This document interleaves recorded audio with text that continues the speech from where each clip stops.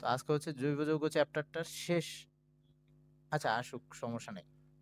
জৈব যৌগ চ্যাপ্টারটার একদম লাস্ট পোর্শন যেটা, আহ, এটার পরে জৈব যৌগ শেষ আর কি।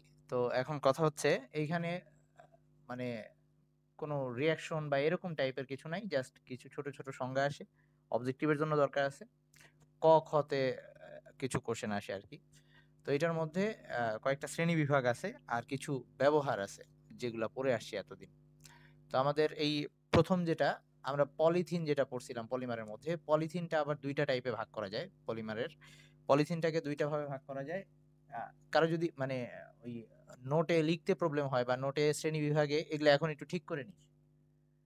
তো পলিথিনটাকে দুইটা ভাগে ভাগ করা যায়।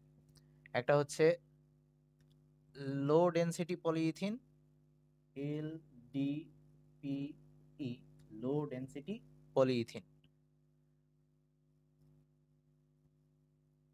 মানে আমি প্রথমে কি ইয়া ছিল, প্রথমে কি প্রথমে কি ব্যবহার, এটাই 1 নাম্বার পেজ হিসেবে দিছি, এটা কি 1 নাম্বার পেজ হিসেবে দিছি আমি। আচ্ছা ঠিক আছে। তো লো ডেনসিটি পলিইথিন, তারপরে হাই ডেনসিটি পলিইথিন। হাই ডেনসিটি পলিইথিন, তো নাম শুনেই বোঝা যাচ্ছে একটার ঘনত্ব কম, আর দুইটাই পলিথিন, আর একটার ঘনত্ব বেশি। তো এগুলার কি কি বৈশিষ্ট্যগুলো একটু বলি। মানে যেটা লো ডেনসিটি পলিথিন, আই মিন যেটা আমরা নর্মাল পলিথিন যেটা পড়ছিলাম, তো সেটার জন্য তাপমাত্রা কিরকম দরকার হয়েছিল, 200 ডিগ্রি সেলসিয়াস তাপমাত্রা, আর ওই 1000 থেকে 1200 ATM চাপ, এরকম দরকার ছিল। তো এইসব ক্ষেত্রে অনেক উচ্চ তাপ আর চাপের দরকার হয় যখন আমরা লো ডেনসিটি পলিথিন প্রস্তুত। হ্যাঁ, পলিথিনের প্রকার। তো আমরা এটাকে তো ওই বেশি পরিমাণ তাপ আর চাপের দরকার হয়। আর এই ক্ষেত্রে এরা হয় অধিক শাখাযুক্ত, এদের মধ্যে চেইনে যে শাখার পরিমাণটা বেশি থাকে, অধিক শাখাযুক্ত। না না, বন্ড একটা চেইন তো আছেই, তারপরে আবার চেইনের সাইড দিয়ে আরেকটা চেইন হইতে পারে। চেইনের সাইড দিয়ে ধর এটা একটা পলিথিনের একটা চেইন, আবার এই দিক দিয়ে আরেকটা চেইন হইতে পারে, এই দিক দিয়ে, এগুলো হচ্ছে শাখা। ওকে। তো এরকম শাখাযুক্ত বেশি পরিমাণ শাখা থাকবে। আর ওই যে নামের মধ্যে আছে লো ডেনসিটি, মানে ঘনত্ব কম হবে। আর ঘনত্ব কম হওয়া মানে তার গলনাঙ্ক স্ফুটনাঙ্ক কম হবে। আর হচ্ছে কোমল প্রকৃতির, এটা পলিথিন ধরলেই বুঝি আমরা এটা সফট। ওকে। আচ্ছা, তো এই 4টা বৈশিষ্ট্য আমি লিখছি। আচ্ছা আমি এখানে লিখে দিই। 3 নাম্বার হচ্ছে কম ঘনত্ব আর কম ঘনত্ব এবং গলনাঙ্ক কম, গলনাঙ্ক কম। আর 4 নাম্বার হচ্ছে কোমল প্রকৃতির। এবার এইটা যদি বুঝে যাই তাহলে এইটা জাস্ট এটার অপোজিটটা হবে। তাহলে প্রথমে হচ্ছে এইটার যেমন বেশি তাপমাত্রা ও চাপ দরকার ছিল, ওইটার ক্ষেত্রে তাপ আর চাপ একটু কম দরকার হয়। যেমন তাপ হচ্ছে 60 ডিগ্রি সেলসিয়াস, চাপ অডিটিয়াম চাপ, এরকম মানে বায়ুমণ্ডলীয় চাপেই আমরা সেটাকে তৈরি করতে পারি। সেকেন্ড হচ্ছে এটা শাখা বেশি ছিল, ওটার কম শাখা যুক্ত হবে। তো 2 নাম্বার হচ্ছে কম শাখা যুক্ত, কম শাখা। আর 3 নাম্বার এটা ছিল হচ্ছে কম ঘনত্ব, ওটা হাই ডেনসিটি নামের মধ্যেই আছে, তো ঘনত্বটা বেশি হবে আর গলনাঙ্ক বেশি হবে।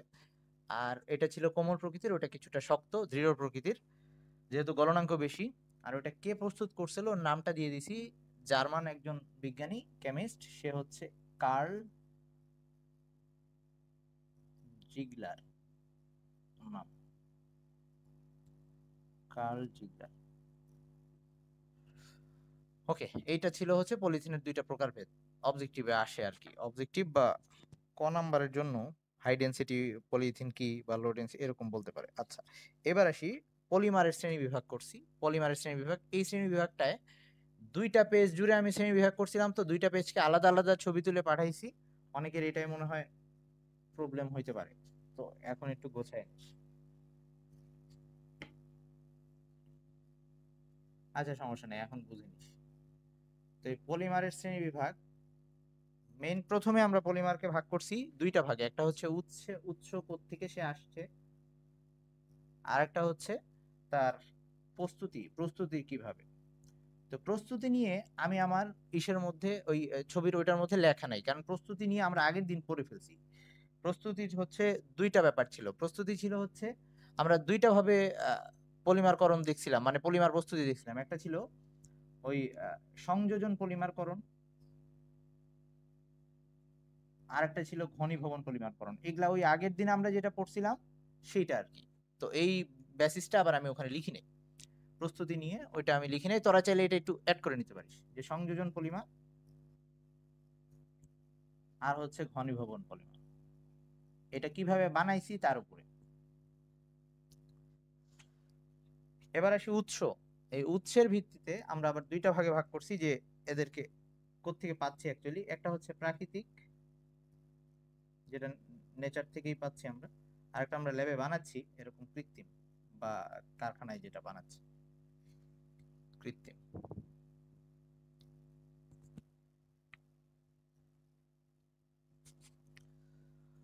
ওকে, এবার এই প্রাকৃতিক পলিমারটাকে আবার দুইটা ভাগে ভাগ করছি। একটা হচ্ছে যেগুলা থেকে আমরা সুতা তৈরি করতে পারি, ফাইবার তৈরি করতে পারি, এরকম সুতা তৈরি সম্ভব।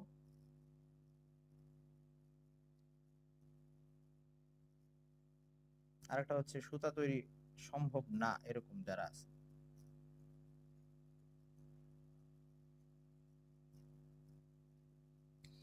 তো যেমন সুতা তৈরি সম্ভব এরকম উদাহরণ দিছি সেলুলোজ, তারপর হচ্ছে সিল্ক, উল, যেগুলো আমরা সুতা তৈরিতে ইউজ করতেছি, বিভিন্ন ফাইবার তৈরিতে ইউজ করতেছি।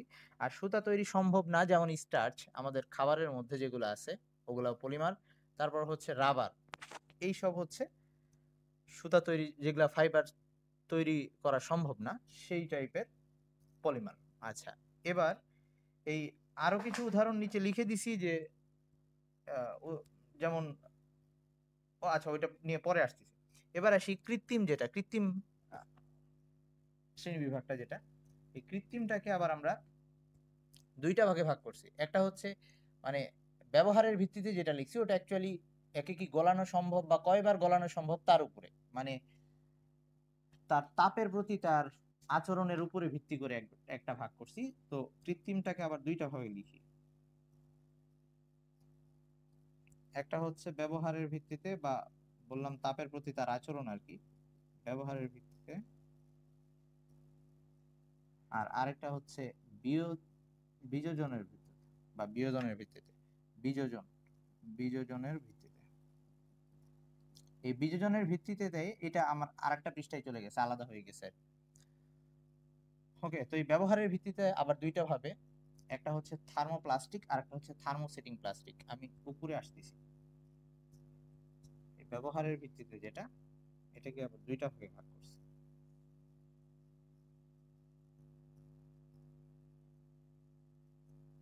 একটা হচ্ছে থার্মোপ্লাস্টিক।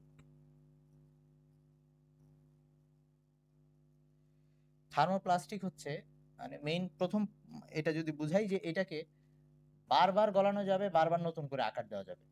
থার্মোপ্লাস্টিক যতবার ইচ্ছে একে গলায় আবার আকার দেওয়া যাবে, তাতে সে মানে নষ্ট হবে না। তো এটাকে, এটার মোস্ট ইম্পর্টেন্ট পয়েন্ট হচ্ছে বারবার গলিয়ে আকার দেওয়া সম্ভব হয়, বারবার গলিয়ে আকার দেওয়া সম্ভব।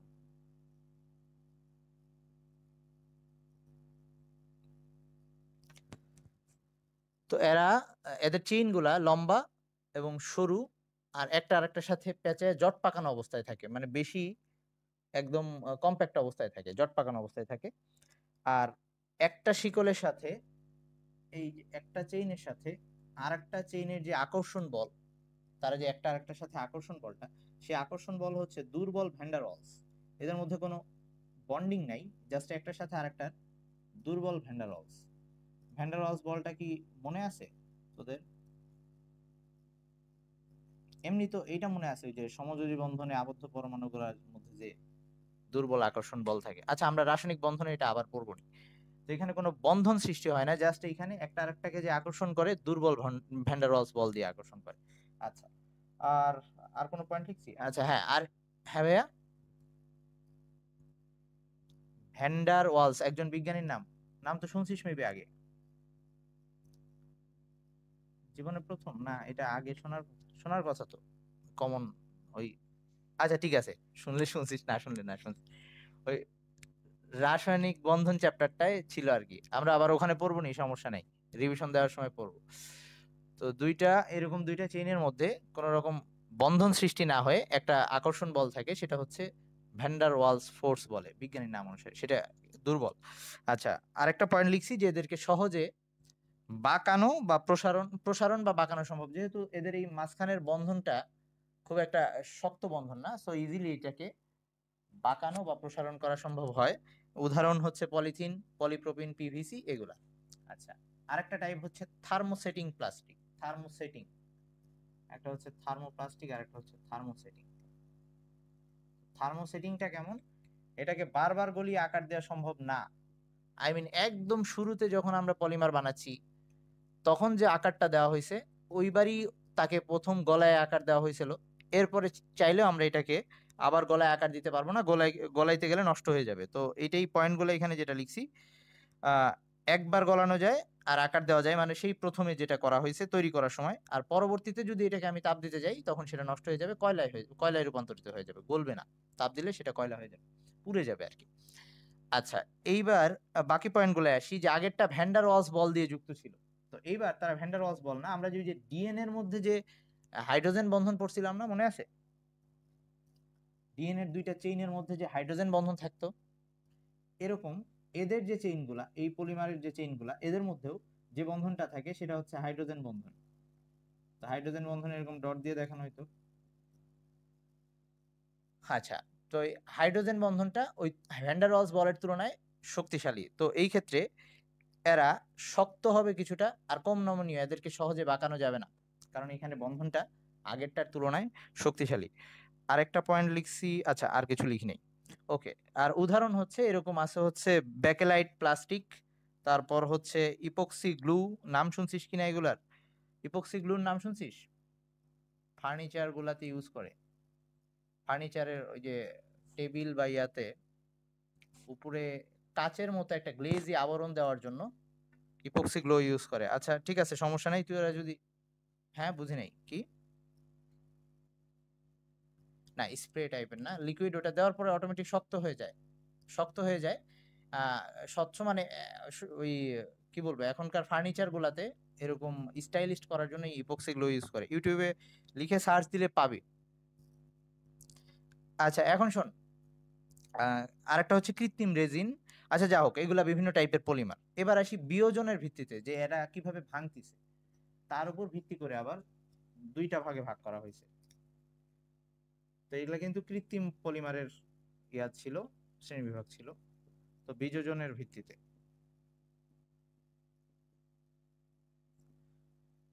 তো কিছু পলিমারকে ব্যাকটেরিয়া বা অণুজীব নষ্ট করে ফেলতে পারে, এগুলাকে আমরা, যারা এরকম ব্যাকটেরিয়া বা অণুজীব দিয়ে ধ্বংস হয়ে যাইতে পারে সেগুলোকে বলি আমরা বায়োডিগ্রেডেবল। বায়োডিগ্রেডেবল এই নাম তো মনে হয় শুনছিস, বায়ো। আচ্ছা, স্পিড বেশি হয়ে গেছে।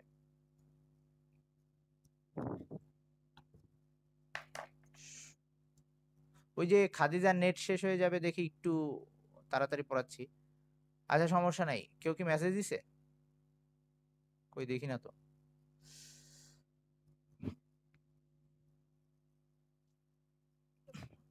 ও আচ্ছা আচ্ছা, তুই মজা করছিস, আচ্ছা ঠিক আছে, বুঝতে পারিনি। আচ্ছা শোন, তো এই যে যেগুলা হচ্ছে এই ব্যাকটেরিয়া দ্বারা আক্রান্ত হয়, মানে ব্যাকটেরিয়া এগুলাকে নষ্ট করে ফেলতে পারবে, এগুলাকে আমরা বায়োডিগ্রেডেবল পলিমার বলতেছি। এগুলার কি কি বৈশিষ্ট্য আমি লিখে দিছি, একটা হচ্ছে এরা ভাঙার শুরুতে, প্রথম শুরুটা হবে এদের ভাঙার সূর্যের আলোতে এরা ভাঙবে, এটাকে ফটো ডিগ্রেডেশন বলে। তো তার মানে এরা সূর্যের আলোতে যেহেতু ভাঙতে পারে, এটাকে ফটো ডিগ্রেডেবলও বলা হয়। পরবর্তীতে ব্যাকটেরিয়া এসে এইটাকে ভেঙে ফেলবে, মানে ব্যাকটেরিয়া এটাকে তার খাবার হিসেবে গ্রহণ করতে পারবে। তো এই জাতীয় যেহেতু ব্যাকটেরিয়া এগুলাকে ভাঙতে পারতেছে, তার মানে এরা কোনো আহ, মানে প্রাণী প্রাণী বা উদ্ভিদ থেকে আসা, আই মিন। হ্যাঁ ভাই, বল বল। আচ্ছা ঠিক আছে, একটু স্টপ রাখতেছি, আয় তুই। আচ্ছা শোন তো, এই যেটা বায়োডিগ্রেডেবল সেটা ফার্স্টে সূর্যের আলো দিয়ে ভাঙলো, তারপরে ব্যাকটেরিয়া এটাকে খাবার হিসেবে গ্রহণ করবে। তো এরা নর্মালি এই যে ব্যাকটেরিয়া দিয়ে আস্তে আস্তে বিয়োজিত হইতে মোটামুটি 20 থেকে 30 বছর লাগে এদের। আর উদাহরণ হিসেবে একটা লিখছি পলিইথানল। পলিইথানল মানে ইথানলের একটা পলিমার, পলিইথানল। এগুলো হচ্ছে বায়োপলিমার বা বায়োডিগ্রেডেবল পলিমার। বায়োপলিমার কেন বলা হয়, কারণ এগুলা ওই বাকিদের স্ক্রিন কি ঠিক আছে? আচ্ছা ওকে। তো এবার এটার অপোজিটটা হচ্ছে নন বায়োডিগ্রেডেবল। নাম শুনেই বোঝা যাচ্ছে যে এইটাকে ব্যাকটেরিয়া ভাঙতে পারবে না, এটাকে ব্যাকটেরিয়া ভাঙতে পারবে না। তো এরা সাধারণত কৃত্রিম পলিমার। আর এদেরকে পোড়ালে, এগুলাকে যদি আমরা পোড়াই তাইলে এগুলা থেকে নানা রকম বিষাক্ত ধোঁয়া, যেমন HCN, hydrogen cyanide, HCl, hydrochloric acid, তারপর হচ্ছে বিভিন্ন টাইপের অ্যালডিহাইড, RCHO, এইসব উৎপন্ন হয়। ওকে, আর এগুলা ক্যান্সার সৃষ্টি করে। আচ্ছা, তো এখন এইটা গেল পলিমারের শ্রেণী বিভাগ। এটা খুব পেইন নিয়ে মুখস্থ করার দরকার নেই, অবজেক্টিভের জন্য মেইনলি আসে, যদি আসে। আচ্ছা, এইবার তারপরে কয়েকটা জিনিসের ব্যবহার লিখছি এইখানে। ছোট ছোট কিছু কোশ্চেন আসে। যেমন প্রথমে অ্যালকোহলের ব্যবহার, যে অ্যালকোহলকে আমরা কি কি কাজে ইউজ করি।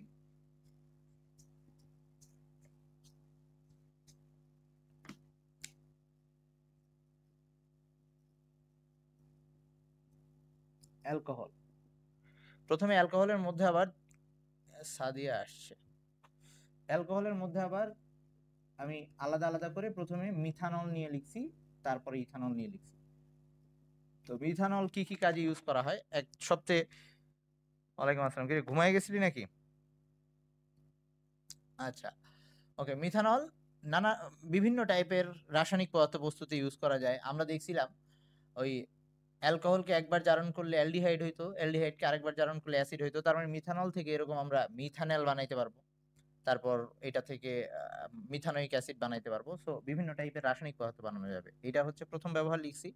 2 নাম্বার জিনিসটা দরকার, 2 নাম্বার ব্যবহারটা দরকার, মেথিলেটেড স্পিরিট।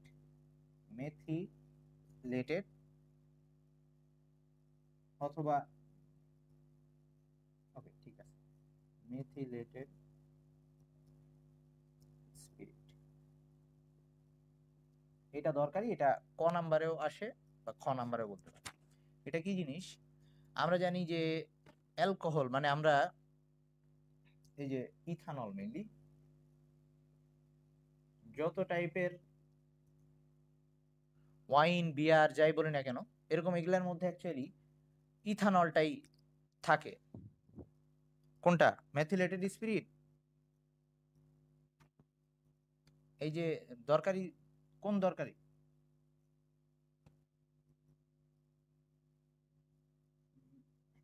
মানে মানে মিথানলের 2 নাম্বার পয়েন্টে যে ম্যাথিলেটেড স্পিরিটটা লেখা আছে সেটা দরকারি, এটা লিখছি আর কি।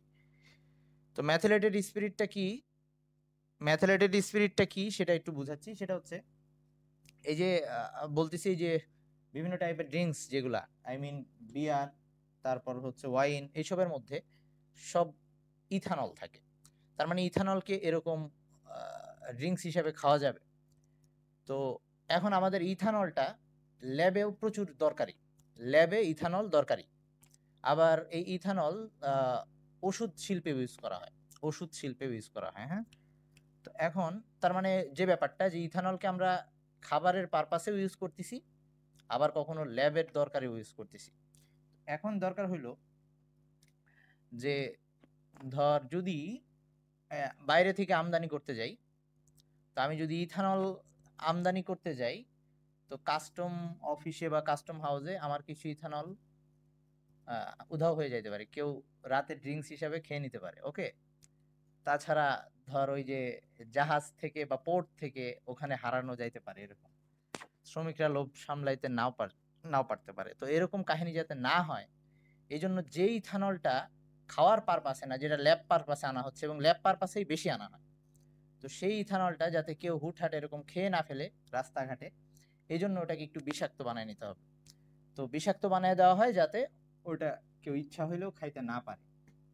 তো এটা কিভাবে বানানো হয়, তাহলে ইথানল, হ্যাঁ, ওটা ল্যাবে ইউজ করা যাবে। বিষাক্তটা এরকম বিষাক্তটা খাওয়া যাবে না, ল্যাবে ইউজ করা যাবে। ওকে, আচ্ছা। তো এবার হচ্ছে এটা কিভাবে বানায়? এটা দুইটা জিনিস। এক হচ্ছে ইথানল লাগবে, ইথানলকে আমাদের ইথানল তো মেইন দরকারি, তার সাথে কিছু একটা মিশাই দিচ্ছি। তো ইথানল আবার ইথানলের একটা ভার্সন হচ্ছে রেকটিফাইড স্পিরিট। রেকটিফাইড স্পিরিট, এই রেকটিফাইড স্পিরিটটা হচ্ছে, এই টাইম শেষ হয়ে গেলে আবার জয়েন দিস। রেকটিফাইড স্পিরিট এটা কি জিনিস? এটা ইথানল। এটা ইথানল। কিরকম ইথানল? এই ইথানলটা হচ্ছে এরকম ইথানল যার মধ্যে 95.6% ইথানল আছে, আর বাকি 4.4% পানি আছে। আমি বোধহয় সামনে এটা আবার লিখছি। এই রেকটিফাইড স্পিরিট হচ্ছে ওই পরের ইয়াতেই আছে আর কি।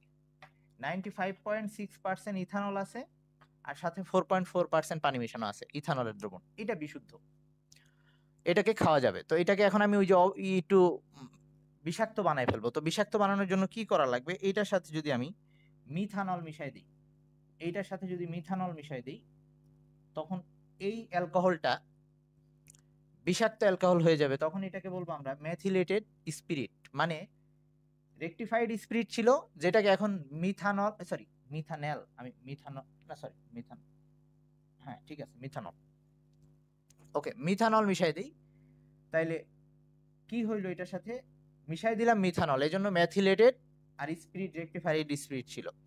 তো এভাবে এই ইথানলটাকে বাইরে থেকে আমদানি করা হয় যদি সেটা ল্যাব পারপাসে হয়। এই গেল। আচ্ছা, তো ওখানে আমি লিখে দিছি যে এটা তাহলে কি কি কাজে ইউজ করা হবে? ওষুধ আর খাদ্য শিল্প ব্যতীত বাকি সব শিল্পে আমরা ইউজ করতে পারবো। আর এই যে বার্নিশ যে আমরা করতেছি, এই বার্নিশেও এটা ইউজ করা হয়। এটা ছিল মিথানলের ব্যবহার। এবার ইথানলের ব্যবহারে যাচ্ছি।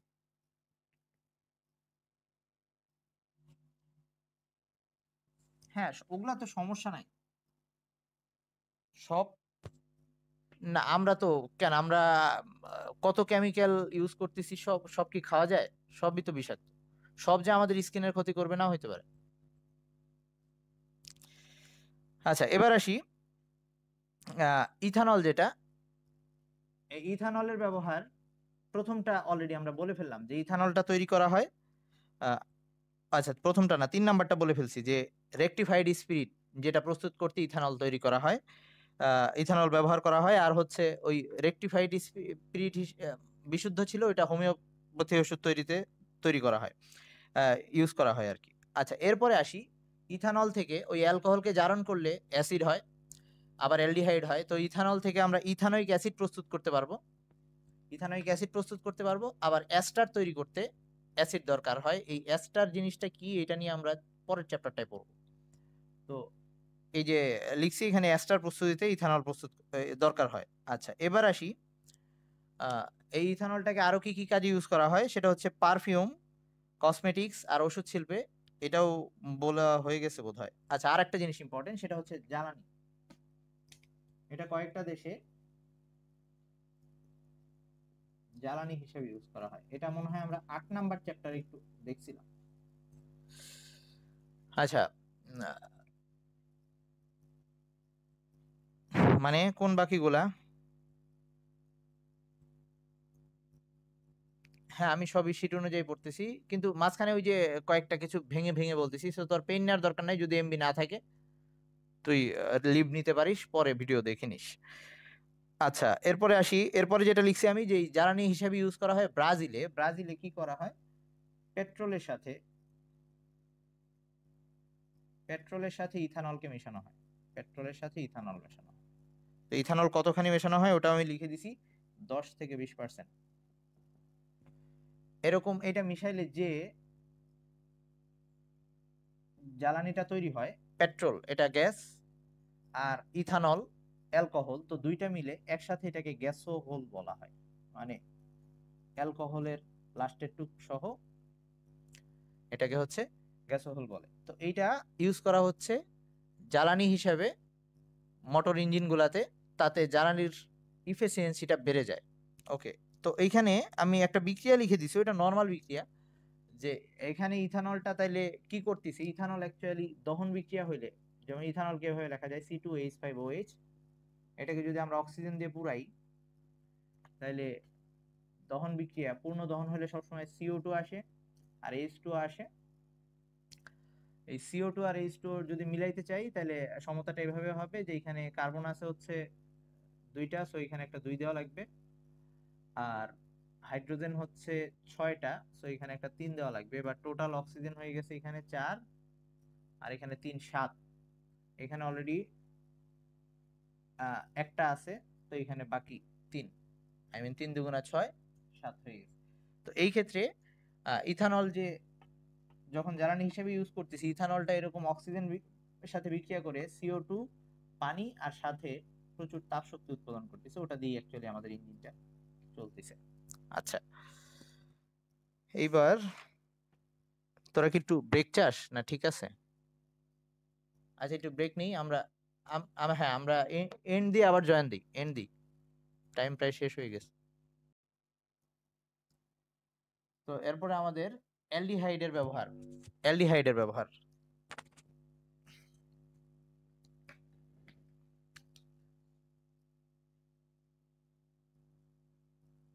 তো অ্যালডিহাইডের প্রথমটা হচ্ছে মিথানেল। মিথানেল এটার একটা সবচেয়ে ইম্পর্টেন্ট যে ইউজটা, সেটা হচ্ছে ফর্মালডিহাইড প্রস্তুতিতে, আই মিন হচ্ছে ফরমালিন প্রস্তুতিতে। মিথানেলের আরেকটা নাম হচ্ছে ফর্মালডিহাইড। তো এই ফরমালিন প্রস্তুতিতে মিথানেলটা ইউজ করা হয়। মিথানেলের আরেকটা নাম হচ্ছে ফর্মালডিহাইড।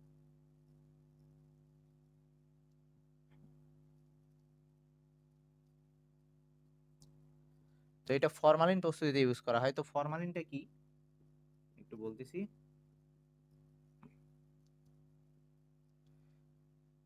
ফরমালিন হচ্ছে মিথানেলের 40% জলীয় দ্রবণ। তো এইখানে আবার আমি দুইটা কথা লিখে দিছি। আচ্ছা, মিথানেলের সোজা কথা, মিথানেলকে আই মিন এই যে HCHO, এটা ছিল মিথানেল, এটার সাথে পানি মিশাবো, এটার সাথে পানি মিশাবো, পানি মিশিয়ে দ্রবণ তৈরি করব। দ্রবণটা কিরকম? সম্পৃক্ত দ্রবণ। সম্পৃক্ত দ্রবণ মানে যেটার মধ্যে আর মেশানো যাবে না মিথানেল, এই পর্যন্ত মিশাইতে থাকবে, মানে পানির মধ্যে মিথানেলকে যোগ করতে থাকবে এরকম লিমিট পর্যন্ত, যার পরে আর মিথানেল দ্রবীভূত হবে না। তো এরকম করে যখন মিশাবো, তো পার্সেন্টেজটা কেমন হবে আমি একটু লিখে দিছি ওখানে, যে একটা হচ্ছে যদি আয়তন হিসেবে চিন্তা করি, মানে আয়তন দিয়ে লিখি, তাহলে টোটালটা যদি 100 হয়, তাহলে তার 40% এটা হবে মিথানেল, আর বাকি 60% হবে পানি, এরকম হবে। আয়তন হিসেবে 40%, মানে টোটাল যদি 100 ml ধরি, তাহলে 40 ml হবে মিথানেল, বাকি 60 ml হবে পানি, এটা যদি আয়তন হিসেবে ধরি। আর যদি ভর হিসেবে বলি, তাহলে ভর হিসেবে, আচ্ছা এটা একটু লিখে দিই, এটা হচ্ছে আয়তন হিসেবে আর এটা হচ্ছে ভর হিসেবে। ভর হিসেবে যদি চিন্তা করি, তো টোটাল দ্রব আর দ্রাবক মিলে যদি 100 গ্রাম হয়, তার 37%, মানে 37 গ্রাম হবে মিথানেল, আর বাকি 63 গ্রাম হবে হচ্ছে পানি। তো এভাবে আমরা বানাইতে পারবো ফর্মালডিহাইড, বা সরি ফরমালিন বানাইতে পারবো। তো ফরমালিন কি কাজে ইউজ করা হয় আমরা অলরেডি জানি, যেটা হচ্ছে পচন রোধ করে। তো আমরা ল্যাবে বিভিন্ন, বিশেষ করে জুওলজি ল্যাবগুলাতে, আই মিন প্রাণীবিজ্ঞান বা বায়োলজি ল্যাবগুলাতে দেখবি, তোরা তো দেখছিস ওই বিভিন্ন বোতলের মধ্যে বা কন্টেইনারের মধ্যে একটা লিকুইড দিয়ে ওখানে বিভিন্ন আহ, প্রাণীর মৃতদেহ রাখা আছে। তো এরকম এইসব ক্ষেত্রে ফরমালিনটা ইউজ করা হয়। তো কিছু অসাধু ব্যবসায়ী আবার খাবারের মধ্যেও দেয়, তো সেটা উচিত না আর কি। তো নরমালি মৃত প্রাণী সংরক্ষণে ল্যাব পারপাসে এই ফরমালিনটা প্রস্তুত করা হয়। আচ্ছা, তারপরে আসি ডেরলিন। পরেরটা হচ্ছে ডেরলিন। এটা একটু বিক্রিয়াটা দেখান লাগবে, দাঁড়া। এটা কিন্তু এখন পর্যন্ত আমরা মিথানেলের ব্যবহারই করতেছি। প্রথমে মিথানেলটা ফরমালিন হিসেবে প্রস্তুতিতে ব্যবহার করা হয় আর কি। এরপরে আসি ডেরলিন, আরেকটা পলিমার। এই ডেরলিন পলিমারটা প্রস্তুতিতেও মিথানেল ইউজ করা হয়। তো এটার বিক্রিয়াটা আমাদের সেই আগের দিনের রুল অনুযায়ী আমরা লিখবো আর কি। তো এটা হচ্ছে ইথানেল, সরি মিথানেল। তো মিথানেলটাকে এভাবে না লিখে আমি এভাবেও লিখতে পারি, যাতে ওই যে বিক্রিয়াটা দেখাইতে পারি। ধর আমি এভাবে লিখলাম এটাকে, এই CHO যেটা এভাবে ছিল এটাকে আমি উল্টায় লিখতেছি, আই মিন এভাবে লিখবো।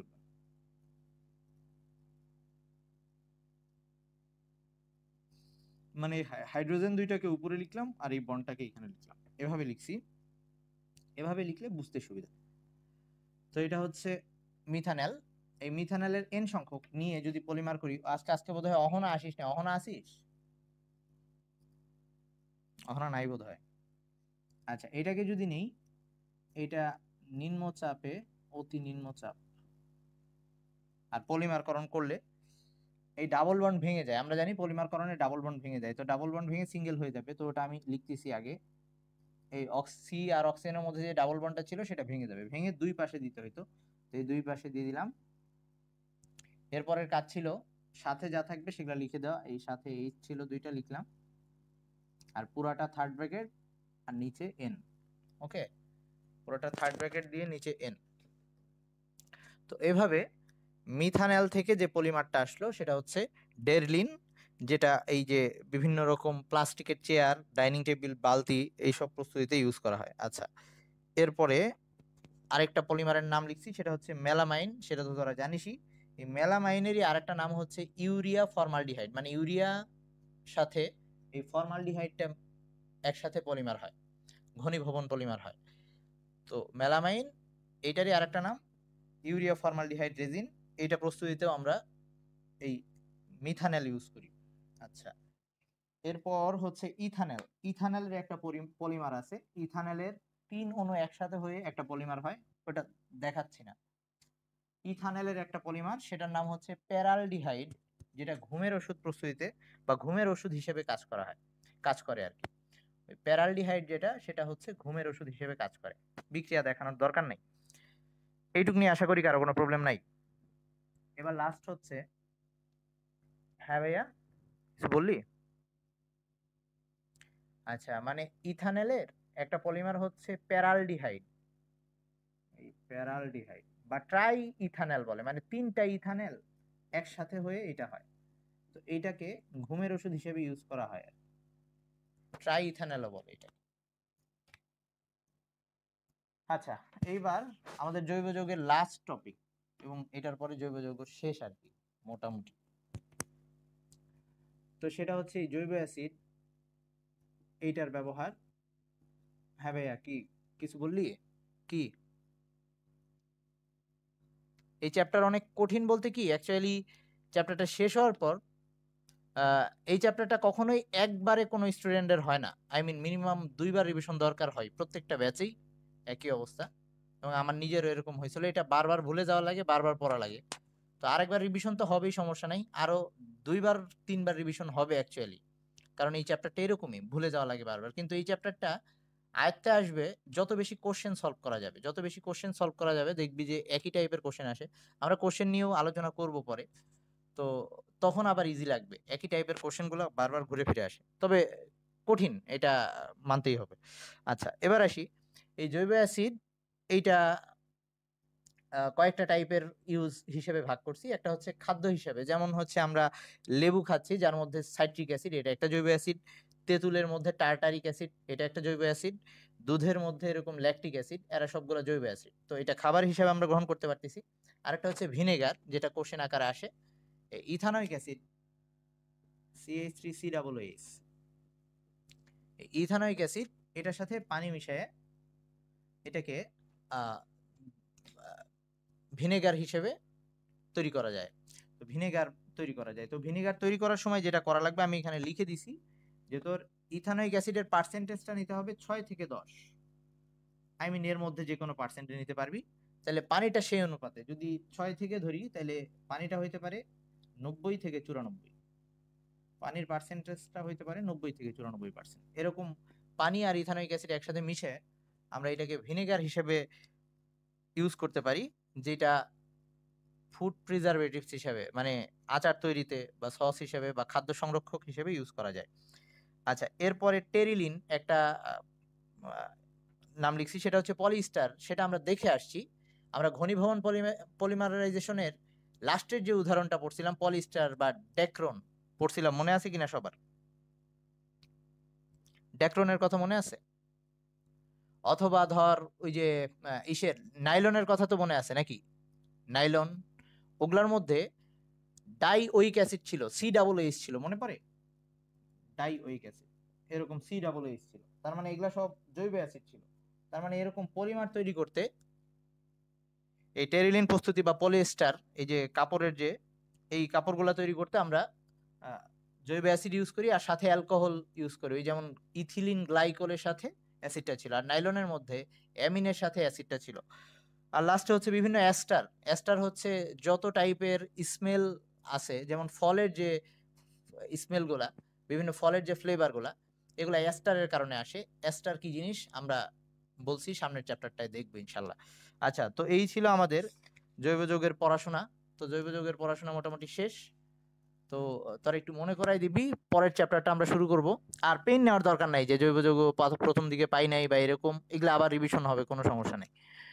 আর ওই লাস্টের চ্যাপ্টারটার নোটগুলো আমি আবার পাঠাই দিব, তো আমাকে একটু মনে করাই দিতে হবে। আর লাস্টের চ্যাপ্টারগুলো আবার সে আমি নাম্বার দিয়ে ওই পেন্সিল দিয়ে আলাদা করে নাম্বার দিয়ে গোছাই দিব, সমস্যা নেই। তবে লাস্টের চ্যাপ্টারটা নিয়ে একটু বলি যে লাস্টের চ্যাপ্টারের যে নোটগুলো দিব সেগুলো পুরান বই থেকে করা।